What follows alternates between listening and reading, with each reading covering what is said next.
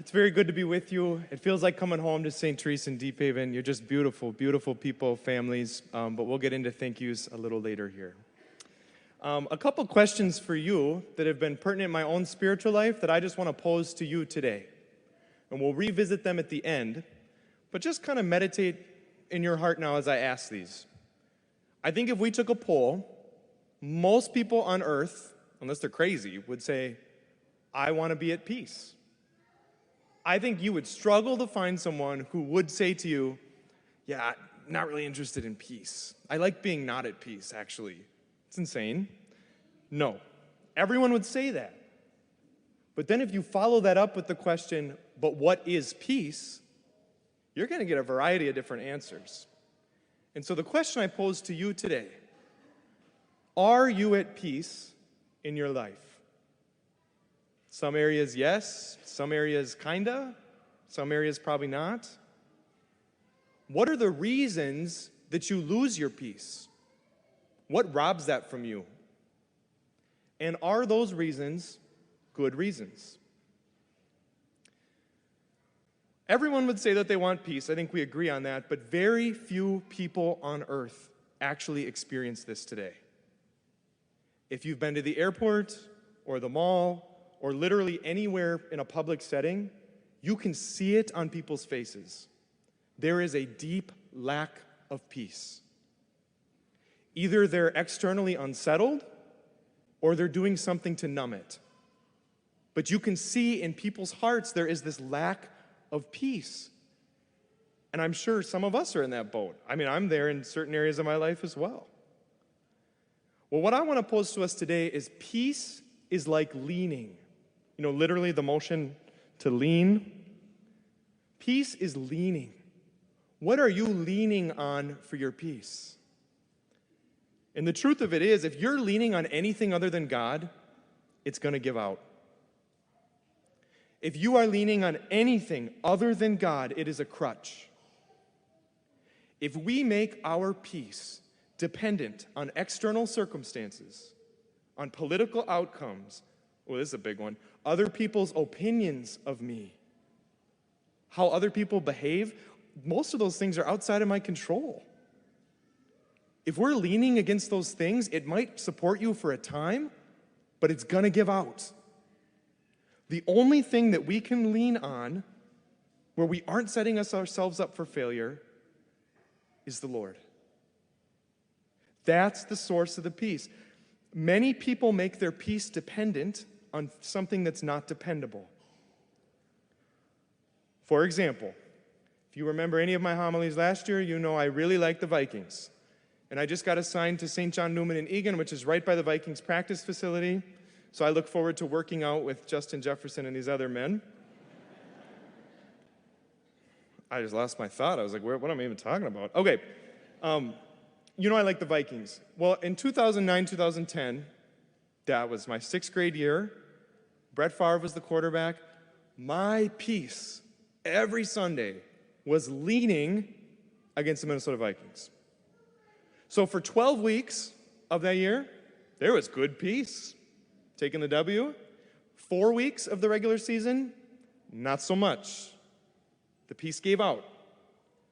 And then we get to the NFC Championship game, where the Saints cheated. But I will say this, my peace totally gave out. And as I reflect on that, I mean, it's humorous because it's almost outrageous to say out loud. It's like, I was letting, 53 people wearing purple who I've never met in my life determine whether or not I'm going to be at peace or not. Why? Why the Minnesota Vikings, of all teams, am I letting determine my peace? That's insane. It's not reliable. And same thing with these other areas, grades, relationships, other people's opinions. Here's the key. Peace is not an absence of difficulty.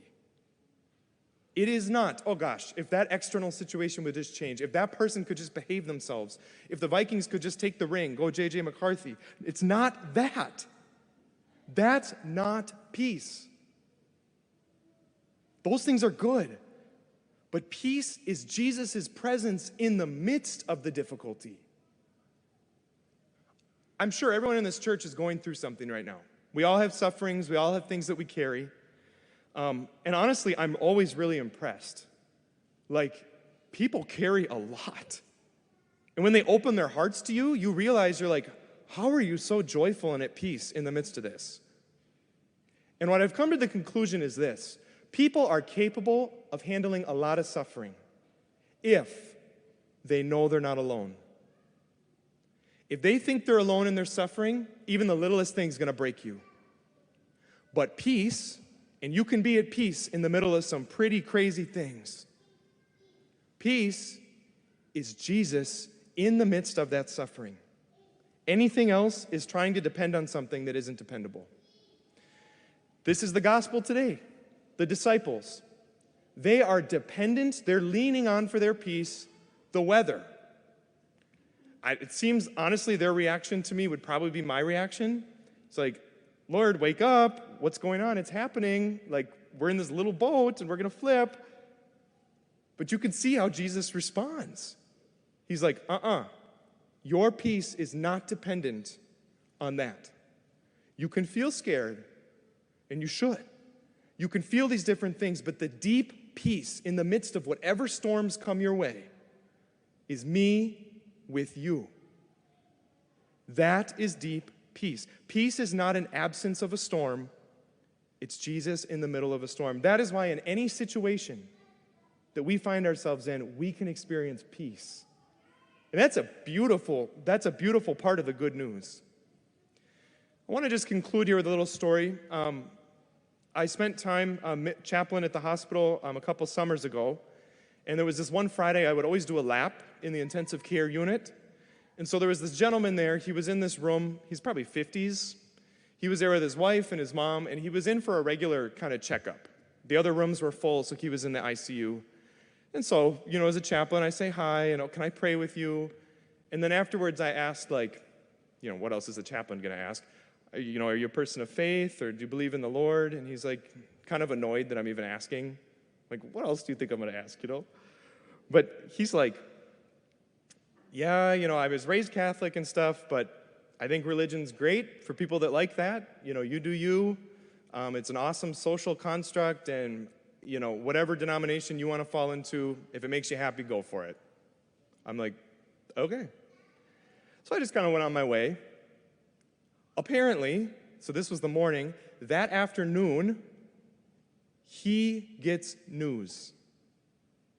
This is not an ordinary checkup for him. His intestines are leaking into his body. And the doctor said, there is absolutely nothing I can do for you. You've got a week. You're not going to leave this hospital room. And I was just really floored. And so apparently, within that time, he called the priest at the hospital and got anointed. I mean, he woke up that morning not really interested in religion or God or, whatever, you do you. That afternoon, he was receiving the sacraments. His heart was converted. And I came back on Monday, and it was like night and day difference. I walked in, and there was a palpable feeling of peace in the room. Before, he was distracted, and he was worried about all these things, and he wasn't really focused on, the person right in front of him or his family. I go in on Monday, it's like I'm the only person that matters. He's smiling, he's attentive, he's loving his wife and his mother who are there with him on his deathbed. And I asked him this question. I don't normally ask this, but I said, are you ready to die? And his answer was so fascinating. He turned at me and smiled very warmly, and he's like, next week at this time, I get to give my dad a hug. I haven't seen him in years. He probably had one of the biggest storms that our imaginations could come up with. He literally had a death sentence, but yet he was at peace. That's always stood out to me. No matter what comes our way, what storms come our way, peace is Jesus in the midst of our difficulties. It is not the absence of the difficulty. And that's so important for us to remember. And so what I want to remind you and just have you chew on throughout the day, Most people say they want peace, but what is peace? Are you at peace in your life? What are the reasons that you lose your peace? And are they good reasons?